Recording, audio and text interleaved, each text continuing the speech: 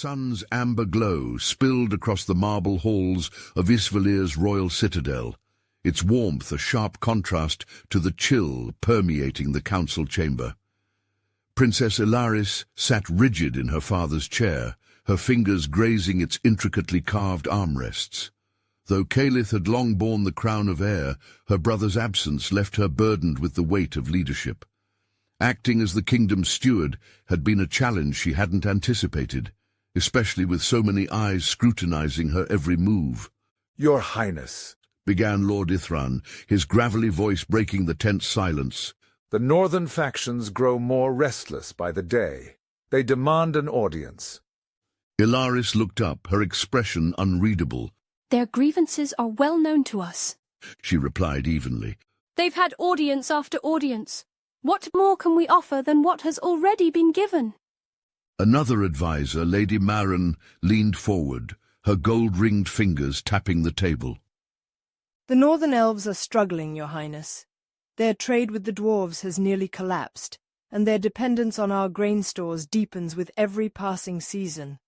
If we withhold further aid, we can force concessions, perhaps even secure full control of the Winterhald Pass." Ilaris stiffened. "You propose starving them into submission just to extend your trade routes to Umbrasaur?" "Not starving, Your Highness," Marin replied smoothly, though her tone carried a blade's edge. "Encouraging cooperation. Their isolationist pride has stymied Havenshire's growth for centuries. Now we have the opportunity to unite the kingdom under stronger, centralized rule." The Northern Elves, always the Northern Elves, their territory, harsh and landlocked, lacked the wealth of the southern ports.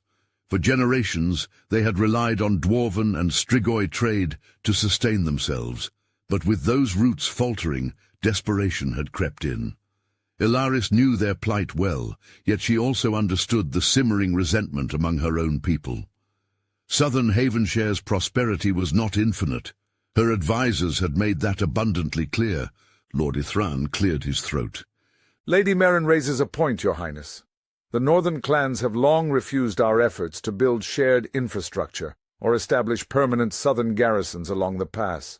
If they will not see reason willingly—" "They are Havenshire just as we are," Ilaris interrupted, her voice cold but steady.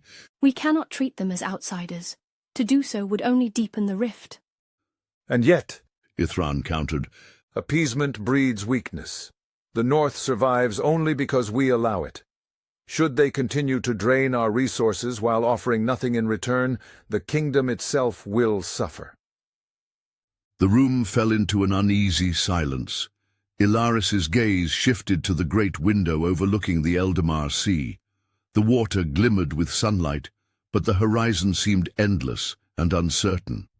She thought of Kalith, somewhere along the eastern coast, sailing the Alpharund, addressing the same faltering trade routes her advisers used to justify their schemes. Where he sought solutions, the court sought advantage. "We will not turn the North's suffering into leverage," Ilaris said finally, her tone firm. "Send word to the envoy. I will meet with them tomorrow." The advisers exchanged glances, but no one dared to argue. When the chamber emptied, Ilaris remained, her thoughts heavy. Leadership was proving to be a lonely road, one fraught with choices she wasn't sure she had the strength to make. Yet as she stared out to sea, one thing was clear: she would not allow Havenshire to fracture under her watch. The sun blazed over the desert realm of Ignifera, its light spilling onto the sprawling city of Al-Hadar. Sandstone towers rose against the horizon, their shadows dancing over twisting alleyways, alive with the hum of life. Merchants bartered beneath arched bazaars, their voices weaving through the bustling streets. Yet amidst the city's ceaseless commotion, one place stood apart in fiery solitude, the great forge of Zahira. Zahira, a smith of towering renown, stood alone within the cavernous hall carved into the earth. His ash-streaked face glowed in the firelight as he worked on a blade made of gleaming narite. This weapon, pulsing with an almost divine light, was the culmination of years of defiance. Zahira forged not for gods, nor to uphold their dominion, but for himself and the freedom of his kind. The forge door creaked open, breaking the rhythmic clang of his hammer. Orenai, a shrewd merchant draped in fine but dusty robes, strode in with the vaunt of someone accustomed to getting what he wanted. "You've been keeping secrets, Smith." Orenai began, his voice slick and measured. "Word spreads of a blade forged from Narite. A gift of the gods, some say." Zahira's grip on the blade tightened. He turned slowly, his voice calm but laced with iron. "Rumors are for fools. I forge for no gods, only for those who pay their coin." Orenai's gaze lingered on the unfinished blade, his smile sharp as the scimitars sold in the market. "Maybe you don't understand. I could make you rich, Zahira. Or..." His pause left the threat unspoken.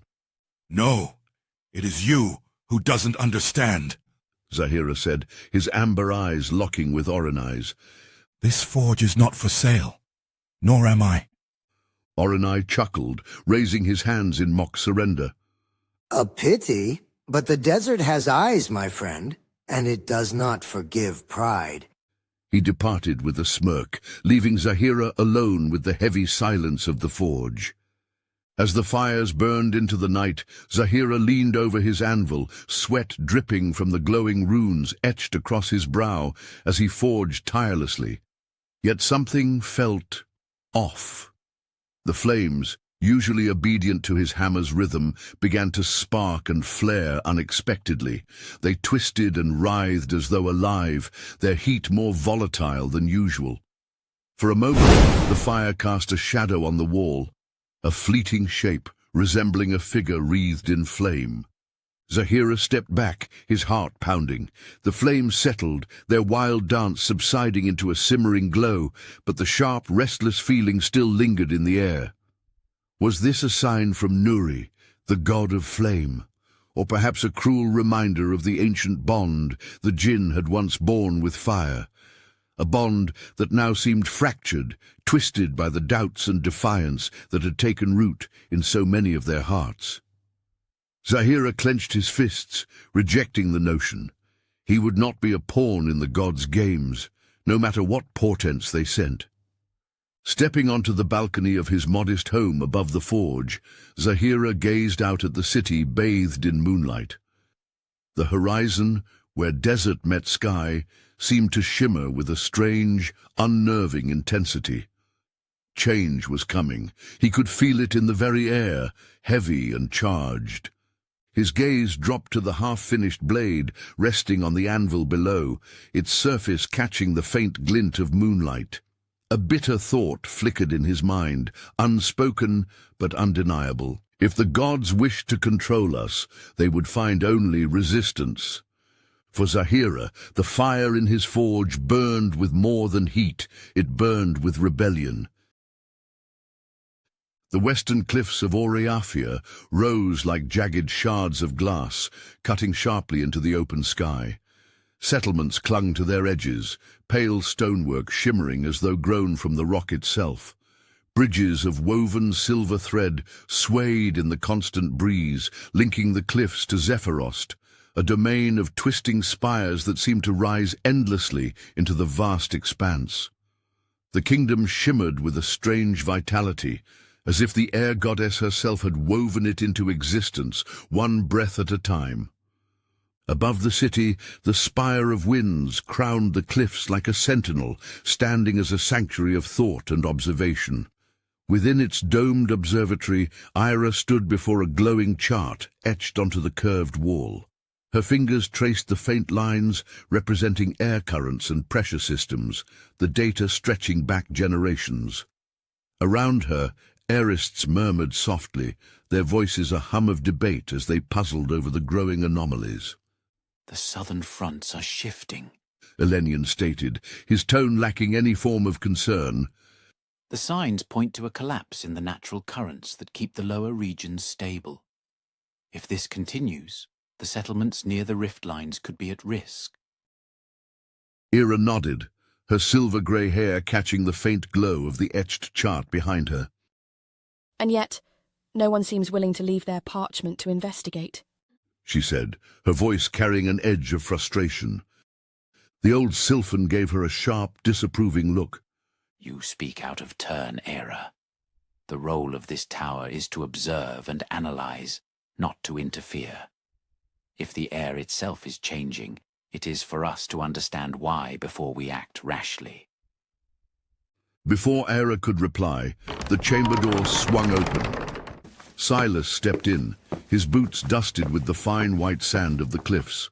His cloak billowed slightly in the draught, and his voluminous dark hair fell in wind-tousled waves around his sharp features.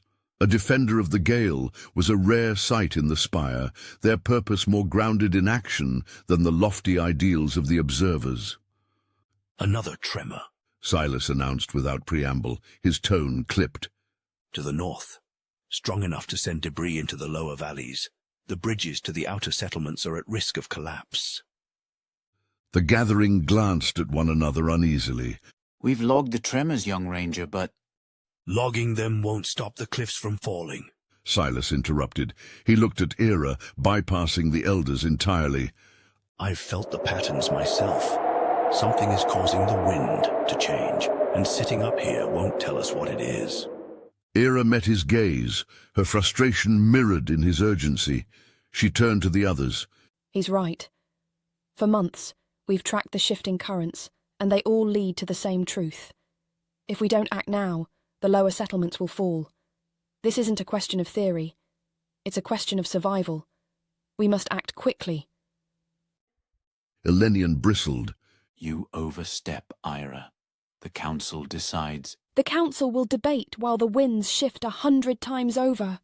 She snapped, her voice rising for the first time. She turned to Silas. If I can secure approval, will you lead the expedition? Silas smiled grimly as the sounds of sharp scoffs cut through the room. I'll lead it with or without approval, but don't let these parchment clutchers make your choices for you, he said, nodding toward the gathered observers with pointed disdain. Sky-blooded parasites like them would debate the wind even as the ground collapsed beneath their own feet. Era hesitated, then nodded. I'll find a way.